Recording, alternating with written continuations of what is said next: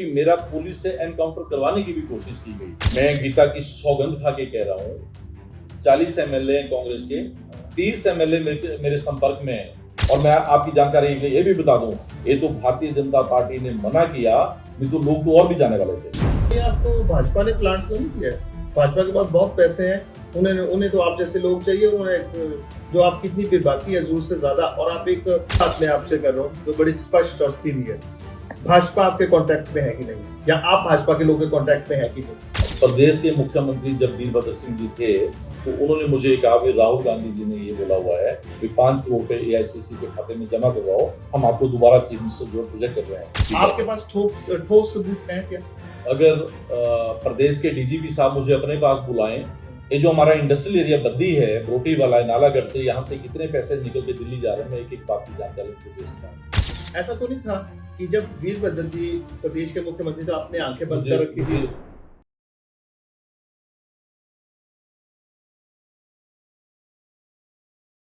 The news अडार में आप सभी का स्वागत है। मैं हूं मुनीश सूद। आज हमारे साथ हमारे मेहमान हैं मंडी जिला के कद्दावर कांग्रेस नेता। देखिए, ये एक ऐसे व्यक्ति हैं जो कभी वीरभद्र के हनुमान का माने जाते थे कांग्रेस में, लेकिन परिस्थितियां, इनके जीवन में राजनीतिक परिस्थितियां कुछ ऐसी बनी कि आज ये उसी कांग्रेस पार्टी में।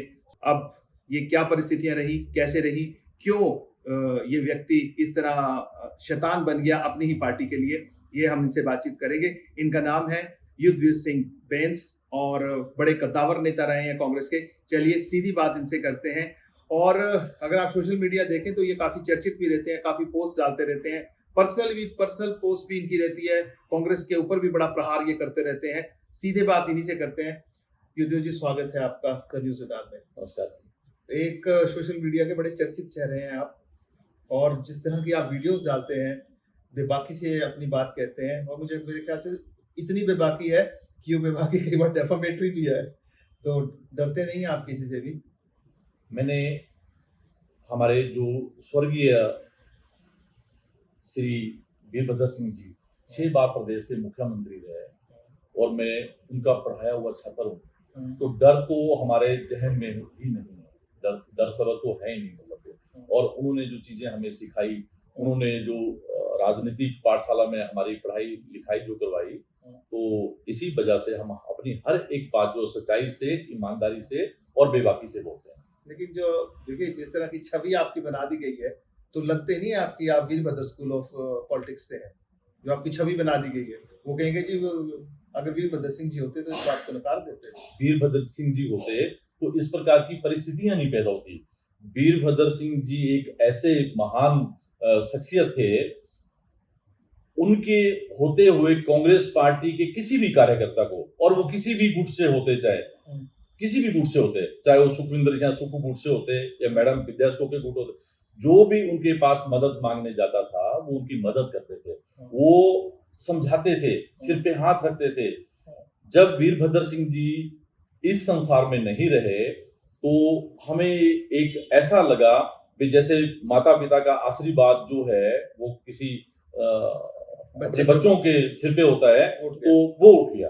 उस दिन जो पूरे हिमाचल प्रदेश ने, चाहे वो किसी भी पार्टी के कार्यकर्ता थे, जब उन्होंने इस समाज से विदाई ली तो सभी लोग उसमें दुखी हुए। नहीं, वो बात तो सही है, लेकिन ऐसा क्या हुआ कि वीरभद्र सिंह थे तो सब कुछ ठीक था, वही कांग्रेस वीरभद्र सिंह जी के स्वर्ग सिधारने के बाद उसी कांग्रेस के पीछे आप पड़ गए, उसी कांग्रेस को आप रोज सोशल मीडिया पे ये बोलते हैं कि ये लोग भ्रष्टाचारी हैं, टॉप टू बॉटम आपने सबको कहा कि भ्रष्टाचारी है। जब आप उस कांग्रेस में थे तो सब कुछ ठीक था। मैं भ्रष्टाचार पे आपसे खुल के बात करना चाहता हूं। आज मुख्यमंत्री का कार्यालय और मुख्यमंत्री के जितने भी ये मकर झंडू हैं, मुख्यमंत्री का घर जो है एक भ्रष्टाचार का, मुख्यमंत्री का घर, मुख्यमंत्री का ऑफिस भ्रष्टाचार का अड्डा बना हुआ है। और ये बात सिर्फ मैं ही नहीं कर रहा हूँ, माननीय इस देश के प्रधानमंत्री श्री नरेंद्र मोदी जी भी बोलते हैं कि हिमाचल प्रदेश को जो है वो कांग्रेस हाईकमान ने जो है अपना एटीएम बना के रखा हुआ है, और मेरे पास इस बात के सबूत हैं। मैं इसी बात पे आ रहा हाँ, कि जो भी बात आज हम आप हमारे इंटरव्यू में बोलेंगे, देखिए बेन साहब, आप सोशल मीडिया पे अपने जो आप पोस्ट डालते हैं, उसमें आप जो मर्जी कहिए, जो आप कहते हैं हम उस पर चैलेंज नहीं करते। लेकिन जो भी बात आप आज हमारे चैनल पे कहेंगे आपके पास उसके प्रमाण होने चाहिए। हाँ बिल्कुल ठीक बात देखिए है। ये नहीं है कि आप मेरे साथ बैठे हैं चर्चा कर रहे हैं बिल्कुल आप ठीक कहें बात जी सुक्खू भी भ्रष्ट है, एक्स भी भ्रष्ट है, वाई भी, आप किसी पर ऐसे इल्जाम नहीं लगा सकते। बिल्कुल ठीक बात आपके पास ठोस सबूत हैं क्या? ठोस सबूत मैंने जो ठोस सबूत हैं वो ईडी को और जैसे ही मेरे साथ जो कुछ भी इस प्रकार का घटनाक्रम भ्रष्टाचार से रिलेटेड हुआ मैंने होम सेक्रेटरी साहब को वो सारा लिखा हुआ है। लेकिन आज प्रदेश की स्थिति ये है वे हमारे जो पुलिस के डीजीपी साहब हैं वो टेम्परेरी लगाए गए हुए हैं, हमारे जो प्रदेश के चीफ सेक्रेटरी साहब हैं वो टेम्परेरी लगाए गए हुए हैं। मुझे डीजीपी साहब बुलाएं, मुझे चीफ सेक्रेटरी साहब बुलाएं या मुझे कोई दूसरे अधिकारी बुलाएं, मैं उनके पास जिस किसी ने भी जो भी भ्रष्टाचार हुआ वो सारा सबूत सारे रिकॉर्ड देने के लिए तैयार हूं। अभी तक जो आपका ईडी में फाइल गई है जो कि उसका क्या बना है फिर? उसका कुछ लोगों ने मुझे चीफ मिनिस्टर से मिलने के लिए जो है वो होटल हयात चंडीगढ़ बुलाया। अच्छा, सुक्खू जी से? सुक्खू जी से। तो मैंने उनसे प्रार्थना की कि मैं जब से हिंदुस्तान आजाद तब से बल विधानसभा क्षेत्र रिजर्व मैं वीरभद्र जी के साथ जो है एक कांग्रेस पार्टी के कार्यकर्ता के रूप में हमने काम किया। मैंने ब्लॉक लेवल पे काम किया, मैंने डिस्ट्रिक्ट लेवल पे काम किया। मिस्टर सुखविंदर सिंह सुक्खू स्टेट के यूथ कांग्रेस के प्रेसिडेंट, मैंने जनरल सेक्रेटरी था। और एक ऐसी शख्सियत जो 30 साल तक प्रदेश की मुख्यमंत्री रही, उनके साथ में एक सम्मान की भावना से जुड़ा हुआ था। मैंने कोई कभी भी कांग्रेस पार्टी से टिकट नहीं लिया, मैं कोई एमएलए नहीं बना, कोई मंत्री नहीं बना, कोई चीफ मिनिस्टर नहीं बना। तो जब मैंने उनको बोला कि मैं बहुत ईमानदारी से अपना मनाली में जो है एक रिजॉर्ट बना रहा हूँ और एक मंडी में रिजॉर्ट बना रहा हूँ, मंडी वाले रिजॉर्ट के लिए मैंने जो है कांगड़ा सेंट्रल कोऑपरेटिव बैंक से 11 करोड़ का लोन सैंक्शन करवाया था। उसमें से 10 करोड़ का मुझे मिला हुआ है, उसमें 1 करोड़ इन्होंने बाद में नहीं मेरे को डिस्पर्स किया। 10 करोड़ में से मैंने 4 करोड़ जो है बैंक को हटाया और माननीय हाई कोर्ट को जो मैंने उस प्रॉपर्टी की वैल्यूएशन करके दी तो उसकी वैल्यूएशन थी 67 करोड़। और जो मनाली मैंने मेरा 65 करोड़ 15 लाख रुपए का लोन सैंक्शन हुआ, उसमें से केवल मात्र मुझे 20 करोड़ ही डिस्पर्स हुआ। और इन्होंने एक चहेते अधिकारी हैं इनके जो कांगड़ा सेंट्रल कोऑपरेटिव बैंक के एमडी रहे विनोद कुमार धीमान, अभी तो चंद दिन पहले वो रिटायर हो गए। उन्होंने जबरदस्ती मेरे जो खाते हैं उनको जबरदस्ती एनपीए कर दिया, जबरदस्ती मेरे जो अकाउंट है उनको फ्रॉड डिक्लेयर कर दिया।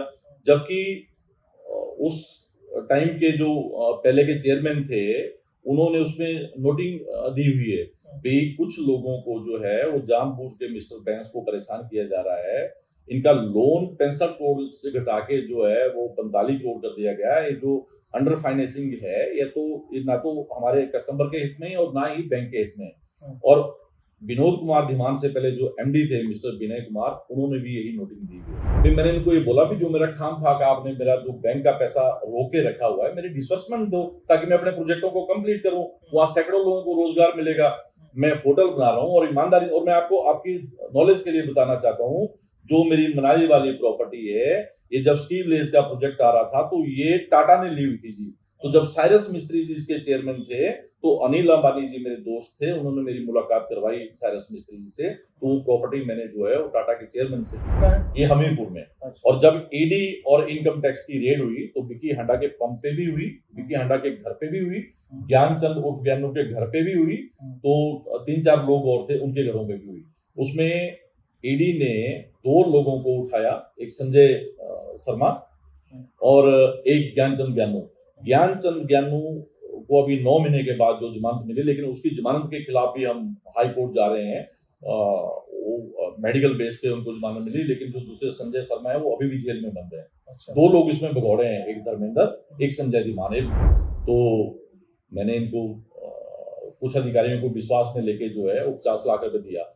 फिर मेरा जो आपने दे दिया? हाँ बिल्कुल दे दिया जी। उसकी पार्टी फंड हो गया, उसकी पर्ची मिली? हाँ नहीं कोई पर्ची नहीं मिली उसकी पार्टी फंड की वजह पर्ची इशू होती है? नहीं किसी प्रकार की कोई पर्ची नहीं मिली जी। और दूसरी चीज, एक साउथ इंडियन अधिकारी जिसकी कॉल डिटेल मेरे पास है, आज हिमाचल प्रदेश में जो है भ्रष्टाचार चरम सीमा पे है और पूछने वाला कोई नहीं है। और जो प्रशासनिक अधिकारी हैं मुझे लगता है कि जब ये जो काली रात के रूप में सरकार कार्य कर रही है, जब ये काली रात छंटेगी और नया एक सवेरा होगा, एक नई सरकार हिमाचल प्रदेश में बनेगी, तो आज की डेट के जो प्रशासनिक अधिकारी जो आंखें बंद करके कबूतर बन के बैठे हुए हैं, कहीं ना कहीं उन कबूतरों को भी दिक्कत आएगी।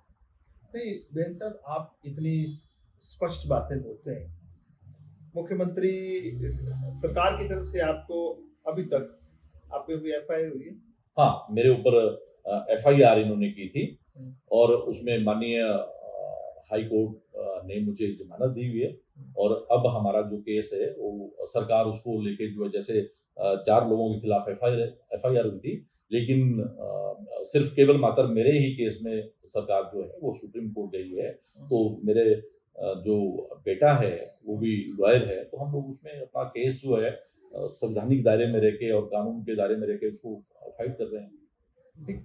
लेकिन जो हमारे फ्रेंड सर्कल के लोग हैं वो ये बोलते हैं कि जिस प्रकार से आपको टॉर्चर किया गया या आपके परिवार को टॉर्चर किया गया, मेरे भाई बहनों को टॉर्चर किया गया, जिन रिश्तेदारों से कभी मैंने 1 रुपए नहीं लिया या 1 रुपए नहीं दिया, उनको नोटिस, मेरे बच्चों को नोटिस, मुझे नोटिस, और यहाँ तक और ये जब विजिलेंस की जांच चली हुई थी तो विजिलेंस के अधिकारी मुझे 10 बजे बुला लेते थे और वहां मुझे डराने धमकाने के लिए जो है ऐसे लोगों के साथ बिठाया जाता था जिन्होंने अपने 2 बच्चों के मर्डर किए, अपने वाइफ के मर्डर किए। वो आदमी शिमला से है। मेरे जो सुरक्षा में लोग केंद्र सरकार ने लगा रखे हैं, उन्होंने जब इस बात का ऑब्जेक्शन किया तो फिर मुझे एक अलग कमरा दिया गया। तो रात को मुझे 8 बजे छोड़ते थे और 8 बजे के बाद जो है वो विजिलेंस की गाड़ियां मेरे पीछे लग जाती थी। जब मैं आगे चलते फिर वो मेरे सुरक्षा अधिकारी उनको रोका भी, साहब ये आपको शूट कर देंगे तो सारी जिम्मेवारी तो आपको बचाने की हमारी है, तो हमारी तो नौकरी चली जाएगी। मैंने तो उनको मना के चलो उनको पीछा करने दो, कोई बात नहीं, लेकिन उन्होंने कहा जी ये आपको सुरक्षा देना हमारी जिम्मेवारी है। तो उनको रोका, उनकी वीडियो वायरल हुई। मैंने माननीय हाई कोर्ट के मुख्य न्यायाधीश से प्रार्थना की, गवर्नर साहब से प्रार्थना की, सुप्रीम कोर्ट के माननीय मुख्य न्यायाधीश से प्रार्थना की, इसी प्रकार से जो है मुख्यमंत्री मेरा मर्डर करवाना चाहते हैं, एनकाउंटर करवाना चाहते हैं, इसमें सुरक्षा दी जाए। और फिर मैंने चीफ सेक्रेटरी साहब को भी लिखा एक्स्ट्रा सुरक्षा के लिए। चीफ सेक्रेटरी साहब ने डीजीपी साहब को उसको लेटर को फॉरवर्ड किया, लेकिन डीजीपी साहब ने मुझे किसी प्रकार की सुरक्षा नहीं दी। एक्चुअली पुलिस विभाग से आपको कोई सुरक्षा नहीं? कोई सुरक्षा नहीं। जैसे अभी बात उसी की मैं करने लगा था, जैसे आज जो आपने वीडियो सोशल मीडिया पे डाला, आप कुछ कह रहे हैं कि मेरे परिवार के लिए खतरा था, ऐसा था। हाँ, वो यही इशू था। हाँ, यही इशू था। और जब इन लोगों ने मुझे बहुत और मेरे परिवार को बहुत टॉर्चर किया, तो मेरे एक गुरुजी हैं उधर केरला में, उनको भी जब इस बात का पता लगा तो उन्होंने मुझे अपने वहां बुलाया। तो जब वो एक हवन पाठ जो है वो करवाया गया वहां मतलब के, तो मैं वहां बहुत रोया। जब वो हवन हुआ तो मैं बहुत रोया। तो मैंने कहा, गुरुजी ने ये पूछा भी जो दुष्ट, तो मेरा बोलने का मतलब ये है भी आप चाहे मुख्यमंत्री बनो, आप चाहे कोई आईएएस अफसर बनो या कोई डीजीपी बनो, लेकिन कभी भी किसी के साथ गलत नहीं करना चाहिए, किसी की बददुआओं को नहीं लेना चाहिए, और जितना हो सके वो समाज हित में, लोगों के हित में, गरीबों के हित में जो कार्य करने चाहिए। चलिए थोड़ी सी बात राजनीति की कर लेते हैं।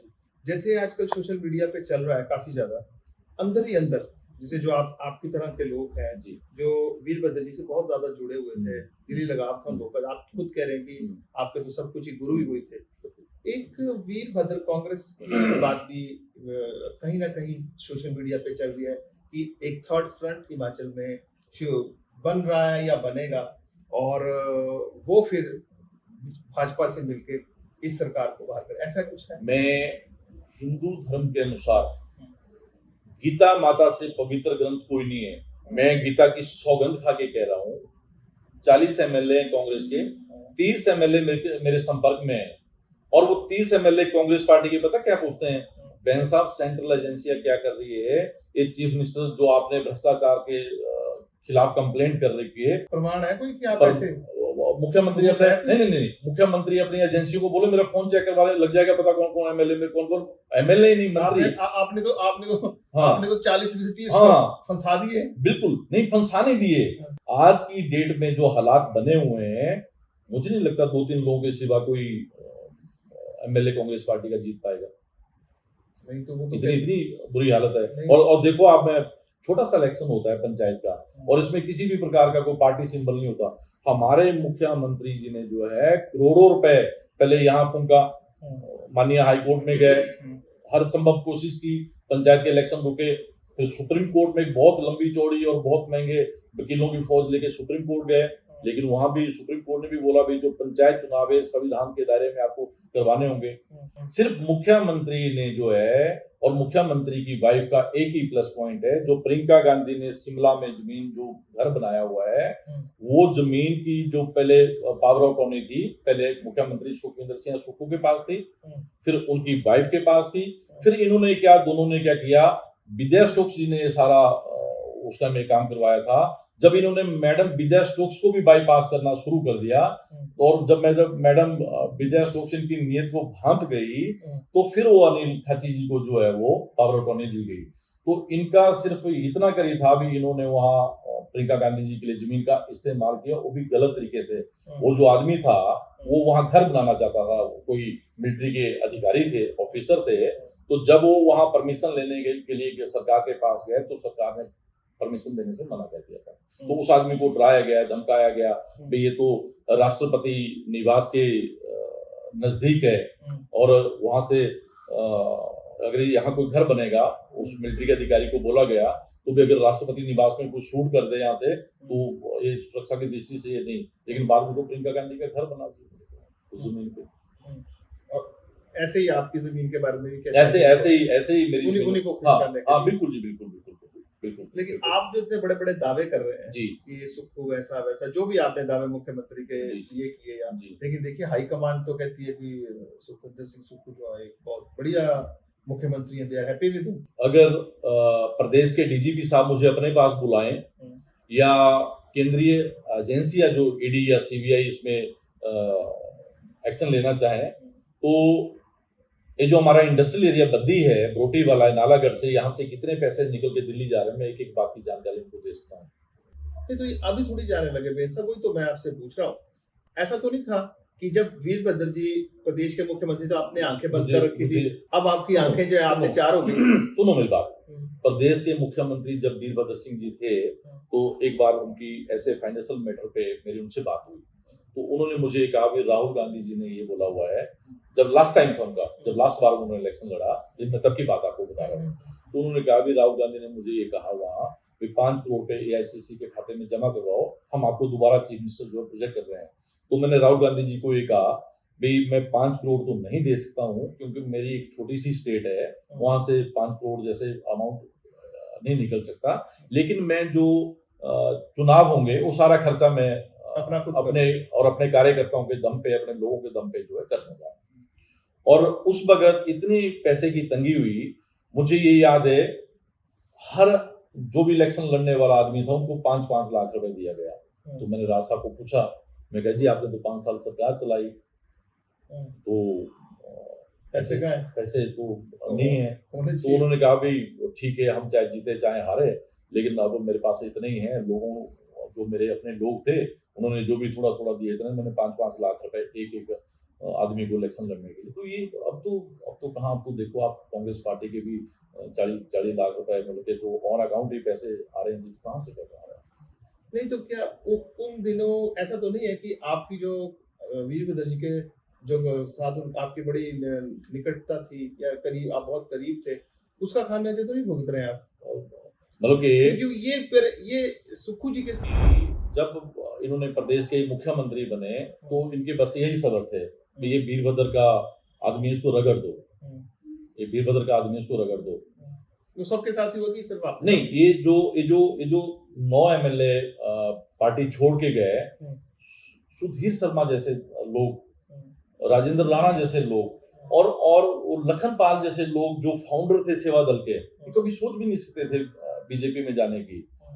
इस आदमी ने सोशल मीडिया पे वीडियो वायरल हुआ सुधीर शर्मा जी का, वो कैसे वहां हाथ झटका गया, जबकि सुधीर शर्मा जी के लिए और राजेंद्र राणा जी के लिए तो कांग्रेस हाईकमान ने भी बोला था इनको मंत्रिमंडल में लो, और सुधीर शर्मा जी को तो शपथ लेने के लिए बुला भी दिया था, लेकिन सुधीर शर्मा जी को रास्ते से जब उनको पता लगा भी मेरा नाम तो इसने काट दिया, सुक्खू ने काट दिया, तो रास्ते से धर्मशाला को वापस हुए। राजेंद्र राणा जी को तो फॉरेस्ट डिपार्टमेंट का मिनिस्टर बनाने के लिए दिल्ली से बोला गया था, क्योंकि वो हमारे कार्यकारी पीसीसी के अध्यक्ष थे, मतलब के। तो ये लोग कभी वो देखो आप, वहां के जो विधायक लाहौल स्पीति के जो रवि ठाकुर जी, जिनके मदर स्वर्गीय श्रीमती लता ठाकुर जी, जिन्होंने इंदिरा गांधी जी के साथ काम किया, जिन्होंने राजीव गांधी जी के साथ काम किया, और रवि ठाकुर जी जो हैं वो ट्राइबल के वहां 2 बार चेयरमैन रहे, मतलब के। और मैं आपकी जानकारी ये भी बता दूं, ये तो भारतीय जनता पार्टी ने मना किया, नहीं तो लोग तो और भी जाने वाले थे, लोग और भी जाने वाले थे। और ये हाँ, वो तो उन्होंने कहा जी हमें जितने आदमी चाहिए थे उतने आ गए, हमें ज्यादा आदमी नहीं चाहिए थे, तो आदमी तो और भी जाने वाले थे। और आज भी मैं भारतीय जनता पार्टी के नेताओं को ये थोड़ा सा बोलना चाहता हूँ, ये जो राज्यसभा का चुनाव है, अगर आप इसको थोड़ा राजनीतिक सोच के साथ लड़ेंगे तो आपकी जीत है। कहीं आपको भाजपा ने प्लांट तो नहीं किया है? भाजपा के पास बहुत पैसे हैं, उन्हें तो आप जैसे लोग चाहिए, उन्होंने जो आप कितनी बेबाकी है जरूरत से ज्यादा, और आप एक पीछे पड़ गए हैं सुखविंदर सिंह सुक्खू के और सरकार के। मुझे नहीं लग रहा, लोगों को ऐसा लगता होगा कि यार ये तो he is planted by BJP. नहीं, मुझे प्लांट तो नहीं किया गया हुआ है, लेकिन प्रदेश हित में लोगों की भलाई के लिए अगर हमें यहाँ कांग्रेस पार्टी को दो फाड़ करना पड़े और हिमाचल प्रदेश में जो है एक वीरभद्र कांग्रेस को खड़ा करना पड़े, और जो कल को जो है प्रदेश हित में लोगों की भलाई के लिए भारतीय जनता पार्टी के साथ भी अगर हमें चुनावों में जाना पड़े, तो हम उस बात को, लोगों की भलाई के लिए उस बात को करने के लिए भी रेडी हैं। यहाँ हालात ऐसे बने हुए हैं, यहाँ हिमाचल प्रदेश में जो है। आप इस विकल्प को लेकर भी चल रहे हैं? मेरी कांग्रेस के जो बहुत वरिष्ठ जो प्रदेश के नेता हैं उनसे भी बातचीत चली हुई है, और जो बीजेपी के सेंटर के बहुत वरिष्ठ लोग हैं उनसे भी बातचीत चली हुई है। तो इसमें भारतीय जनता पार्टी को भी ये फायदा रहेगा। कुछ जगह वीरभद्र कांग्रेस को इलेक्शन लड़ाया जाता है, तो इनको पूरे हिमाचल प्रदेश में जितने भी विधानसभा क्षेत्र हैं, हर विधानसभा क्षेत्र में जो है वीरभद्र जी का एक अपना वोट बैंक है। वो सारा वोट बैंक जो है, आप बहन जी अगर इस तरह कोई बात करते हैं तो आप वीरभद्र जी का कद छोटा नहीं कर रहे हैं? नहीं, मतलब कि वीरभद्र सिंह कांग्रेस मैं बताता पार्टी, और मतलब आज की जो कांग्रेस पार्टी है वो इस प्रकार की कांग्रेस पार्टी, अगर उसका कोई कार्यकर्ता या उसका कोई नेता कोई राम मंदिर चला गया या कहीं हिंदू धर्म के तीर्थ पे चला गया, तो वो जो लोग हैं वो उनको सहन नहीं करते हैं, पार्टी से निकालने तक की धमकी देते हैं।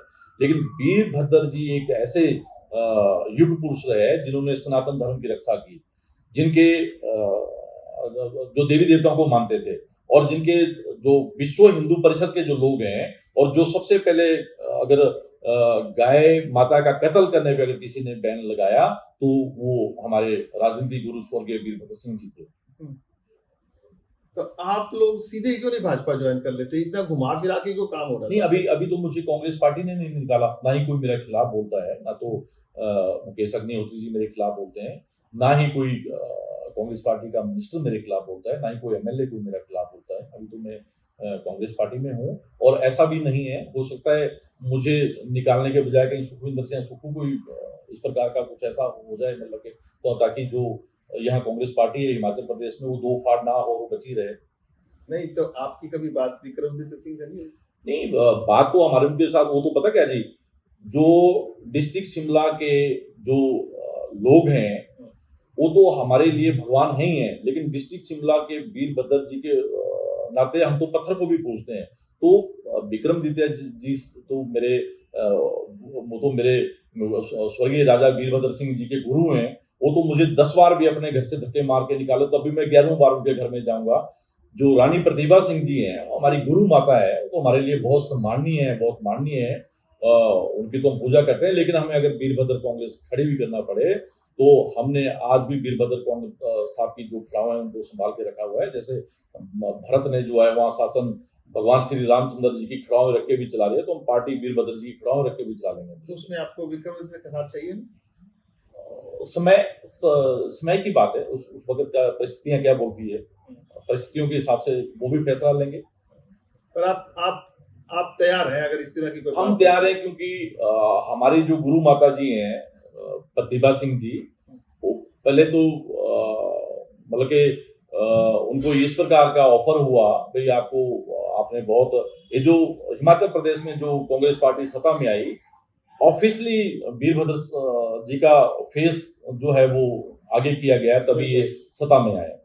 तो इनको बोला गया भी हाँ अगर आपको आप प्रदेश अध्यक्ष से अगर आप हटते हैं तो हम आपको राज्यसभा भेजेंगे। लेकिन आज तो नाम ही कुछ कोई सुनील बिट्टू का नाम चल रहा है, कोई उसका नाम लेते हैं जो एक अंग्रेज रखा हुआ है सुखविंदर सिंह सुक्खू ने, वो बोलता this way down this way up. एक मुख्यमंत्री जी आपने भी वीडियो वायरल हुआ था, आपने देखा होगा वो वीडियो, कोई वो समझा रहे थे जो वहाँ रोपवे का प्रोजेक्ट चला हुआ है, फिर वो मंत्री अनुरुद्ध सिंह जी वहाँ खड़े हुए थे तो उन्होंने बोला यार चौहान तू क्या बात कर रहा है और कैसे बात कर रहा है, बोलते this way down this way up. उसका मतलब ये था भी ऐसे ही नीचे जाएगा और ऐसे ऊपर जाएगा। तो कोई उनका नाम चल रहा है, कोई बाहर के जो लोग हैं जो आज यहाँ प्रभारी बन के बैठे हैं को उनका नाम चल रहा है। तो अगर इन्होंने इस बार भी ये गलती पिछली बार की तरह दोहराई, बल्कि वो बहुत सामान्य व्यक्ति थे सिंघवी साहब, बहुत वरिष्ठ अधिवक्ता, तो उनको भी देखो कैसे लोग। एक सीधी बात मैं आपसे कर रहा हूँ जो बड़ी स्पष्ट और सीधी है, भाजपा आपके कांटेक्ट में है कि नहीं, या आप भाजपा के लोगों के कांटेक्ट में है कि नहीं? भाजपा मेरे कांटेक्ट में आज ही नहीं, मेरे तो भाजपा के लोगों से देखो 40 साल मैंने हिमाचल प्रदेश की पॉलिटिक्स को दिए, तो मेरे तो सबसे रिश्ते हैं, वो आज से नहीं है, सालों पहले से हैं। तो लेकिन अब जो परिस्थितियां प्रदेश की जो बनी हुई है, जो यहाँ फाइनेंशियल इमरजेंसी जैसे हालात बने हैं, अगर मैं प्रदेश का मुख्यमंत्री होता तो मैं मोदी साहब के पास जाता, मैं वो बुजुर्ग आदमी है उनको प्रणाम करता, उनको बोलता जी मुझे वहाँ मौका मिला हुआ है, मैं भी आपकी तरह एक गरीब और आम परिवार से आता हूँ, तो कृपया मुझे वहाँ आप सहयोग जाने को तैयार है। कहाँ जाने को तैयार है? बोले भाजपा वाले झूठ बोलता है, झूठ बोलता है। मुख्यमंत्री ने कई बार कहा, मतलब मुख्यमंत्री एक झूठ की फैक्ट्री है, मुख्यमंत्री झूठ बोलता है। नहीं सर, उन्होंने देखो रोज बयान आ रहे हैं उनके कि मैं तैयार हूँ, और वो कह रहे हैं कि मैं जयराम की अगुवाई में जाने को तैयार हूँ। जो 7 हमारे सांसद हैं ये कहते हैं मैं उनके साथ जाने को तैयार हूँ, आप लीड करो उसको, लेकिन ये भाजपा वाले जाते नहीं है। जयराम जी राजनीतिक मामले में जो है ना वो बहुत श्रेय व्यक्ति हैं, सुक्खू का काम ही फंसाना है। जैसे मैं एक कांग्रेस पार्टी का कार्यकर्ता था, मेरे ऊपर FIR, प्रदेश की बहुवटियों पे FIR, तो इनकी वजह से जो है कांग्रेस पार्टी के 9 लोग छोड़ के चले गए, उनके ऊपर इन्होंने आरोप लगाया कि इन्होंने बीजेपी से 15-15 करोड़ रुपए लिए, वो 15 करोड़ 15 पैसे भी नहीं साबित हुए। और जब पीछे चुनाव हुए तो उन्होंने कहा जी ऊना बॉर्डर पे जो है 50 लाख रुपए पकड़ा गया, वो इंद्रदत्त लखनपाल का था, 50 पैसे भी नहीं प्रदेश की जनता को ये साबित कर पाया कि वो पैसा इंद्रदत्त लखनपाल का था। उनको तो काम ही झूठ बोलना है। और जिस प्रकार से ये गवर्नर साहब को फंसा रहे हैं, जिस प्रकार से ये जयराम जी को फंसा रहे हैं, या जिस प्रकार से ये अनुराग जी को फंसा रहे हैं, और यहाँ बोलते भी हमने प्रधानमंत्री जी से मिलना, और रोज प्रधानमंत्री जी राहुल गांधी जी को खुश करने के लिए रोज प्रधानमंत्री जी को गालियां निकालते हैं। तो गाली और दोस्ती तो कट्टे तो नहीं चल सकते ना। लेकिन मैं इनकी जगह अगर प्रदेश का मुख्यमंत्री होता और कांग्रेस पार्टी का मुख्यमंत्री होता तो मैं एक बहुत अच्छी सरकार यहाँ चला के दिखाता, और मैं केंद्र से जो पीछे जितना बीजेपी की सरकार को नहीं सहयोग मिला उससे भी ज्यादा मैं पैसा केंद्र से लेके आता। उसके लिए प्रयास करना पड़ते हैं, विक्रमादित्य जी प्रयास कर रहे हैं, वो वहां जाते हैं, पैसा लेके आते हैं, मीडिया के लोगों को भी पता है, प्रदेश के लोगों को भी पता है, तो एक उनको पैसा मिल सकता है, तो एक मुख्यमंत्री को क्यों नहीं पैसा मिल सकता? अब झूठ बोलने से कुछ नहीं होगा भी मैं जयराम जी के नेतृत्व में जाने के लिए तैयार हूँ, मैं ठाणे के नेतृत्व में जा, आप अपने नेतृत्व में जाओ ना। भगवान की कृपा से आप इस प्रदेश के चीफ मिनिस्टर हैं, आपके पास इतना बड़ा ओहदा है, तो आप किसी के नेतृत्व में क्यों जा रहे हैं? आप अपने नेतृत्व में जाओ। और जिन बातों की आपने कहा कि मेरे साथ 40 में से 30 लोग कांटेक्ट है, हमने कहा मंत्री भी मेरे साथ कांटेक्ट में। बिल्कुल, और तो मंत्रियों की बात आप आज कह रहे हैं, हाँ बिल्कुल, को डेफिनेटली भी हो सकता है, वो करे जिसने भी करना है, मतलब के जो मंत्रियों का आपके पास प्रूफ है ना। हाँ बिल्कुल, मतलब के वो मैं बोल रहा हूँ 8 या 9 मंत्री नहीं, सुनो मेरी बात, मैं बोल रहा हूँ मुख्यमंत्री जी आपकी जो पुलिस है वो चालान काटने में लगी हुई, चालान काटने से प्रदेश का भला नहीं होगा। आप बोले ना इंक्वायरी करवाएं, आ जाएगी बातें सामने। मतलब के हर जो MLA है, हर जो मंत्री है, सिर्फ 2-3 लोगों को छोड़ के कोई भी ये नहीं कहता भी मैं चुनाव में जाके जीतूंगा। ये बोलते हैं कि लोगों का सामना कैसे करेंगे। नहीं तो सुक्खू जी तो बार मुझे ऐसा जो सूत्रों से हमें पता चलता रहता है, सुक्खू जी कहते हैं कि हिमाचल में तो हमेशा सरकार जो है रोटेट करती है, हमारी है दूसरी बार हमारी आएगी नहीं, मुझे फर्क नहीं पड़ता। भाजपा आज तक किसी भी मुख्यमंत्री ने, चाहे धूमल जी रहे, चाहे मेरे राजनीतिक गुरु स्वर्गीय श्री वीरभद्र जी रहे या जयराम ठाकुर जी रहे, किसी भी एक मुख्यमंत्री के ऐसे शब्द हैं कि हिमाचल प्रदेश में दूसरी बार सरकार नहीं बनती और हम शब्द लेकिन इंटरनल सोर्सेज में ऐसा पता चलता है कि इस तरह की बात होती है, और वो लेकिन अगर होती नहीं, भी नहीं, होगी नहीं, तो सत्य तो है ना नहीं, ये। नहीं, सत्य 100% सत्य है। ये हाँ। पता क्या, जो उनको समझाने के लिए जो समझा, जैसे हमारे ना मंडी में तो एडवाइजर्स हैं। मंडी में तो सुखविंदर सिंह सुक्खू जी ने वो खत्म ही कर दी कांग्रेस। देखो कौल सिंह जी भ्रष्ट आदमी, आज यहाँ के अधिकारियों को ये बोल के रखा हो कि अगर कौल सिंह के काम किए, ठाकुर कौल सिंह जी के काम किए तो आपकी खैर नहीं। सोनलाल जी देखो, प्रकाश चौधरी जी देखो, उधर से हाल बेहाल किया हुआ है सबका। पूरी कांग्रेस पार्टी खत्म करने में जो है वो सुखविंदर सिंह सुक्खू का ही हाथ है। नहीं, वो गुट है, हाँ गुट है ना क्या कर सकते हैं। चलिए बहन साहब, आपने हमें समय दिया, हमसे काफी रोचक जानकारियां भी आपने साझा की, इसके लिए बहुत बहुत धन्यवाद। और जो भी आपके खिलाफ केसेस हैं, FIR, हम कहते हैं कि वो आपके हक में उनके फैसले भी आ जाएं और कुछ सब चीजें ठीक भी हो जाए, और आप जो आगे सोच रहे हैं आपका भी भगवान आप पर आशीर्वाद बना रहे हैं।